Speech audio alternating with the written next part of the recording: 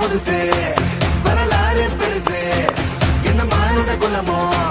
நீங்க புகழ தொட்டது கிடையாது சாயிர பொழுதும் மேல் மார்புல இருக்கும்